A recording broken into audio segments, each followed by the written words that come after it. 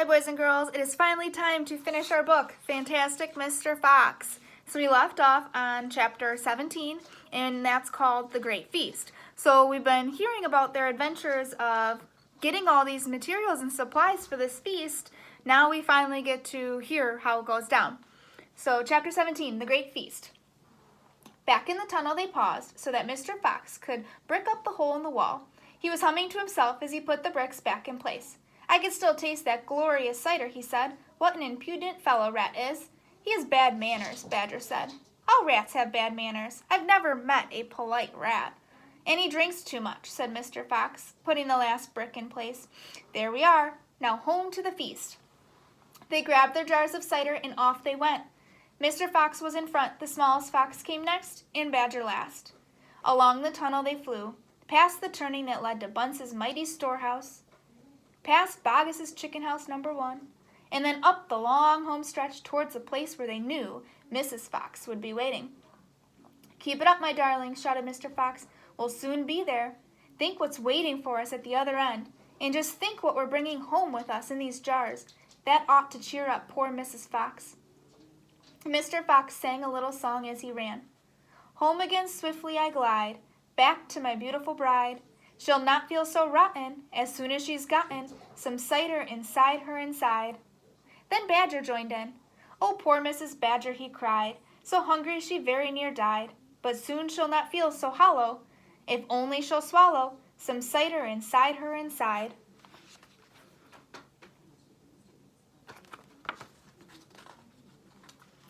They were still singing as they rounded the final corner and burst in upon the most wonderful and amazing sight any of them have ever seen. The feast was just beginning. A large dining room had been hollowed out of the earth, and in the middle of it, seated around a huge table, there were no less than 29 animals. There were Mrs. Fox and 3 small foxes, Mrs. Badger and 3 small badger, Mole and Mrs. Mole and 4 small moles, Rabbit and Mrs. Rabbit and 5 small rabbits, Weasel and Mrs. Weasel and 6 small weasels. The table was covered with chickens and ducks and geese and ham and bacon, and everyone was tucking into the lovely food.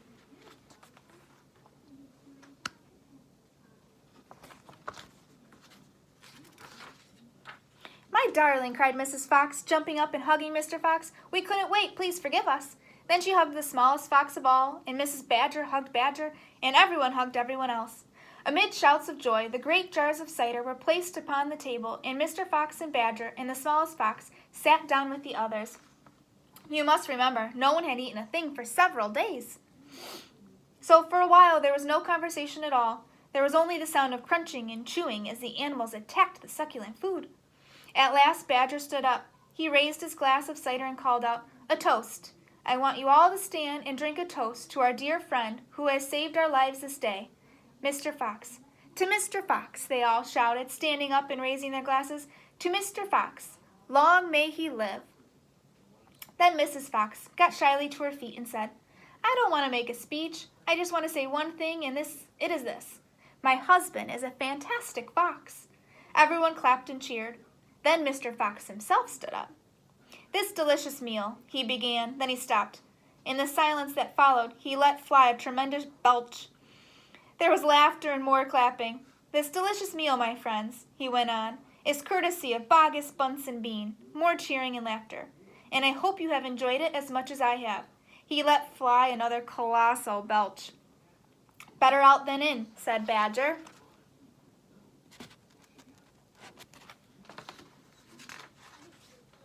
"Thank you," said Mr. Fox, grinning hugely. "But now, my friends, let us be serious. Let us think of tomorrow and the next day and the days after that. If we go out, we will be killed, right?" "Right," they shouted. "We'll be shot before we've gone a yard," said Badger. "Exactly," said Mr. Fox. "But who wants to go out anyways? Let me ask you that. We are all diggers, every one of us. We hate the outside. The outside is full of enemies.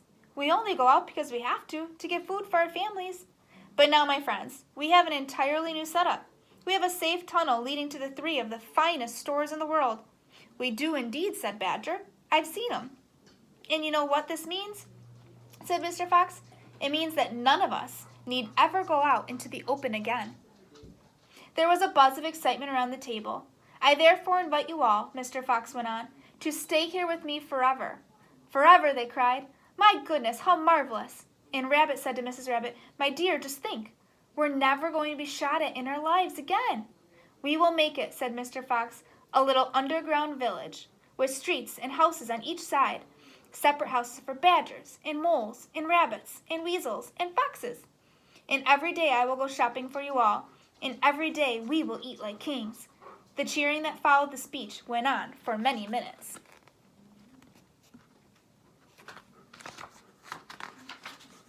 Chapter 18 is called Still Waiting. Outside the fox's hole, Baugus and Bunsen Bean sat beside their tents with their guns on their laps. It was beginning to rain. Water was trickling down the necks of the three men and into their shoes. "He won't stay down there much longer now," Baugus said. "That brute must be famished," Bunch said. "That's right," Bean said. "He'll be making a dash for it any moment. Keep your guns handy." There they sat by the hole, waiting for the fox to come out. And as far as I know, they are still waiting. And that is the end of our story, Fantastic Mr. Fox. I really hope you enjoyed this story as much as I have, and I can't wait to read some more Roald Dahl books soon. Bye.